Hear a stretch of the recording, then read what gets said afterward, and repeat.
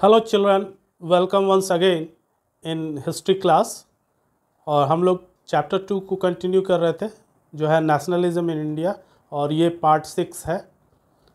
पिछले क्लास में हम लोगों ने पढ़ा कि किस तरह खिलाफत मूवमेंट अपने एंड की ओर बढ़ गया और एक अपॉर्चुनिटी मिली गांधी जी को टू कन्वर्ट खिलाफत movement into non cooperation movement. अब ये सवाल पैदा हुआ कि जो नॉन कोऑपरेशन ही क्यों गांधी जी ने चुना। तो आइए समझते हैं पहले वाई नॉन कोऑपरेशन, कि गांधी जी ने नॉन कोऑपरेशन का मूवमेंट ही क्यों चुना। तो Gandhi ji wrote a book in 1919 Hind Swaraj.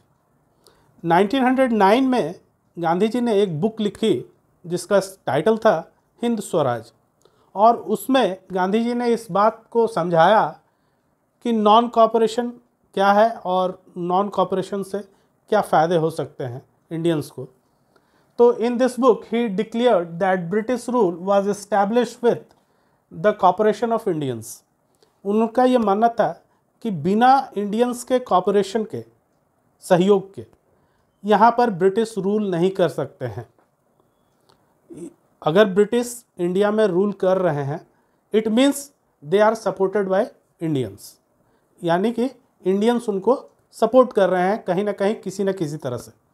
अगर if Indians refuse to cooperate, अगर इंडियंस रिफ्यूज़ करें कि हम आपके साथ कोऑपरेट नहीं करेंगे in any type of matters, किसी भी तरह के से संबंधित किसी भी चीज़ के लिए हम आपसे कोऑपरेट नहीं करेंगे, then British rule in India would collapse within a year.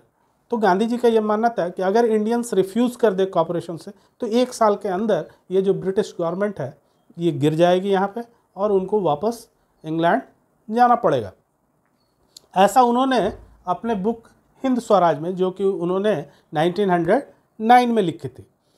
तो बच्चों, ये बात बहुत हद तक इंडियंस को समझ में आई।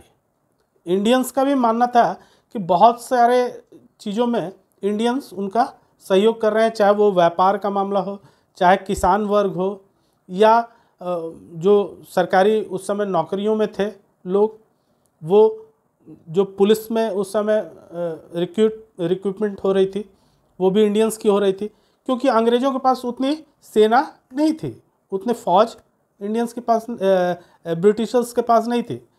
ब्रिटिशर्स बहुत कम संख्या में थे, लेकिन वो इंडियंस को इन्फ्लुएंस करके अपने पक्ष में बनाए हुए थे और उनको कॉपरेशन इंडियंस का मिल रहा था। और इस बात को गांधी जी ने समझा और इंडियंस को अपने इस बुक के ज़रिए, हिंद स्वराज के ज़रिए, उन्होंने इस बात को इंडियंस में फैलाने की भी कोशिश की कि अगर इंडियंस चाहें तो कॉपरेशन को बंद कर दें, और जैसे ही कॉपरेशन को बंद करेंगे 1 साल के अंदर इन ब्रिटिशर्स को इंडिया छोड़कर वापस ब्रिटेन जाना पड़ जाएगा, क्योंकि जो ब्रिटिश गवर्नमेंट यहाँ चल रही है वो इंडियंस के सहयोग के कारण चल रही है। और इस बात से सभी इंडियंस भी कहीं ना कहीं सहमत थे इस बात से।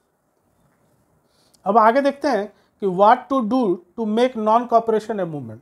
अब नॉन कोऑपरेशन मूवमेंट लॉन्च होने वाला था, खिलाफत मूवमेंट एंड कर चुकी थी, और अब गांधी जी की तरफ सारे इंडियंस की निगाहें बनी हुई थी कि गांधी जी का अगला स्टेप क्या होने वाला है, कैसे वो नॉन कोऑपरेशन मूवमेंट को लॉन्च करने वाले हैं, तो क्या क्राइटेरियाज होगी, कैसे इसको स्टेप वाइज आगे ले जाना है, इस पे सब लोग फोकस्ड थे। तो गांधी जी ने ये नॉन कोऑपरेशन मूवमेंट कैसे स्टेप वाइज आगे बढ़ेगा, इसको लेकर के एक लेआउट बताया कि ये जो है तरीके हैं, इनको हम लोग स्टेप वाइज एक के बाद एक चलेंगे आगे की ओर।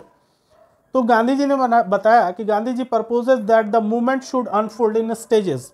जैसे कि मैंने बताया कि स्टेजेस में वो अनफोल्ड होगी नॉन कोऑपरेशन मूवमेंट, इकट्ठे सारी चीज़ें नहीं की जाएंगी, धीरे धीरे इसमें रफ्तार को इसके तेज किया जाएगा और एक के बाद एक चीज़ें ब्रिटिशर्स के सामने आती जाएंगी। वो क्या चीज़ें थी और क्या प्लानिंग थी गांधी जी को नॉन कोऑपरेशन के मूवमेंट को लेकर के, उसको हम लोग समझने की कोशिश करते हैं। सबसे पहले उन्होंने बताया कि surrender of titles and government awards. सबसे पहले कि जो भी गवर्नमेंट के अवार्ड्स मिले हैं और टाइटल्स मिले हैं, जो एलिट क्लास है, जो सभ्य समाज है इंडिया का, जो सभ्य इंडियंस हैं, जो आगे हैं, जो समाज में आगे बढ़ के, चाहे वो लेखक हों, चाहे वो किसी भी क्षेत्र के लोग हों, जिनको कोई ना कोई अवार्ड्स ब्रिटिशर्स के तरफ से मिले हुए हैं, उनको वो वापस करेंगे। पहला स्टेप यही होगा नॉन कॉपरेशन का कि हमको आपके रिवॉर्ड्स नहीं चाहिए, हमको आपके अवार्ड्स नहीं चाहिए, ये आप वापस कर लो। तो surrender of titles and government rewards, जितने भी गवर्नमेंट रिवॉर्ड्स और जितने भी टाइटल्स लोगों को मिले हैं इंडियंस को, वो पहले वापस किया जाएगा। उसके बाद था बाइकआउट ऑफ सिविल सर्विसेज। जितने भी सिविल सर्विसेज के एग्ज़ाम्स वगैरह होते हैं और जितने भी सिविल सर्वेंट्स हैं जो हाई पोस्ट को पे हैं इंडियंस, वो पहले रिजिग्नेशन अपना सौंपेंगे ब्रिटिश गवर्नमेंट को कि we are not going to cooperate with you. तो ये चीज़ें अब आने वाली थी। तो पहले थी कि टाइटल्स और अवार्ड्स को वापस किया जाएगा। उसके बाद था कि सिविल सर्वेंट्स जो हैं वो रिजिग्नेशंस देंगे। बाइकॉटिंग आर्मी, आर्मी में जो लोग हैं वो लोग आर्मी को बाइकआउट कर देंगे कि हम लोग आर्मी में नहीं होंगे। पुलिस में जो लोग हैं वो लोग पुलिस को छोड़ देंगे। कोर्ट्स में जो लोग एडवोकेट्स काम कर रहे हैं वो लोग कोर्ट्स में जाना बंद कर देंगे। लेजिस्लेटिव काउंसिल्स में जो लोग हिस्सा ले रहे हैं लीडर्स, वो वहाँ से रिज़ाइन देकर बाहर आ जाएंगे। Schools and foreign goods, schools के टीचर्स स्कूल को बाइकआउट करेंगे, स्कूल में पढ़ने वाले स्टूडेंट्स उसका बाइकआउट करेंगे। और फॉरेन गुड्स को बड़े मात्राओं में उनकी होलियाँ जलाई जाएंगी ऑन द रोड, सड़कों पे क्लॉथ्स को ला करके, और फॉरेन गुड्स जो भी हों उनको आग के हवाले किया जाएगा। ये था सेकंड स्टेप। उसके आगे इफ़ गवर्नमेंट यूज़ रिप्रेशन, उनका मानना था कि इन सब चीज़ों को देख करके ब्रिटिश गवर्नमेंट बहुत घबरा जाएगी और वो रिप्रेशन का सहारा लेगी, वो इस मूवमेंट को दमन करना चाहेगी, इसको कुचलना चाहेगी, इसको ख़त्म कराना चाहेगी और उसके लिए वो वायलेंस करेगी। अगर वो ऐसा करती है, उस स्थिति में a full disobedience campaign would be launch. ऐसे में हम लोग पूर्ण रूप से डिसओबीडियंस मूवमेंट को लॉन्च करेंगे।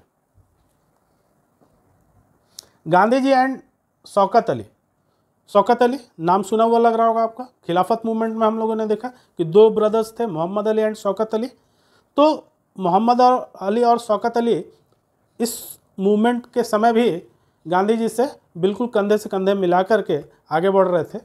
तो गांधी जी एंड शौकत अली टूड asking support for the movement, और इन लोगों ने काफ़ी यात्राएं की all over in India to make people in the favour of this movement, non cooperation movement. तो इस मूवमेंट के सपोर्ट में उन लोगों ने प्रचार मिल करके किया। शौकत अली, मोहम्मद अली और गांधी जी भी थे और भी कांग्रेस के लीडर्स थे, लेकिन सब लोगों ने मिल करके पूरे इंडिया में इस बात को फैलाया, कैंपेन किया इसका कि जल्दी ही हम लोग एक नॉन कॉपरेशन मूवमेंट लॉन्च करने वाले हैं और उसमें इस तरह से हम लोग एक के बाद एक स्टेप्स उठाएंगे।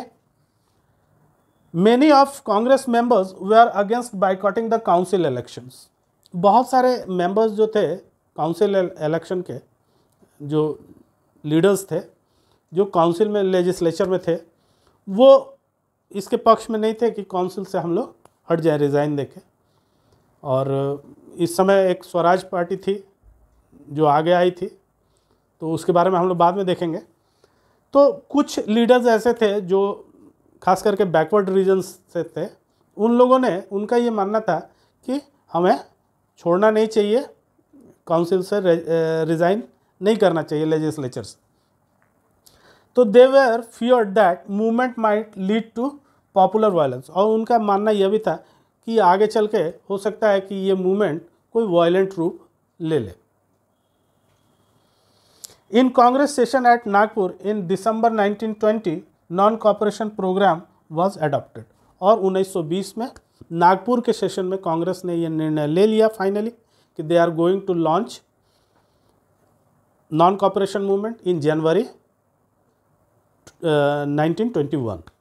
तो 1921 में कांग्रेस ने ये निर्णय 20 में ही, ये दिसंबर के महीने में ये निर्णय ले लिया कि हम लोग अगले साल के शुरुआत जनवरी में ही 1921 के जनवरी में हम लोग इसको लॉन्च कर देंगे, और अडॉप्ट किया गया उसको दिसंबर 1920 में, मतलब आखिरी महीने में 1920 के इसको अडॉप्ट कर लिया गया कि हाँ सब लोग तैयार हो गए कांग्रेस के कि अंततः इसको लॉन्च किया जाएगा। और डेट जो थी वो 21 की तय की गई कि 1921 के जनवरी में अब इसको लॉन्च कर दिया जाएगा। तो बच्चों अगले क्लास में हम लोग देखेंगे कि नॉन कॉपरेशन मूवमेंट कैसे आगे बढ़ा और इसका अंत कैसे हुआ, और किस तरह से ये टाउन्स में स्प्रेड हुआ, कैसे ये विलेजेस कंट्री साइड में स्प्रेड हुआ, कैसे ये ट्राइबल्स में स्प्रेड आउट हुआ, और कैसे इसमें पीजेंट्स इन्वॉल्व हुए। तो ये सारी चर्चाएं हम लोग अगले वीडियो में करेंगे।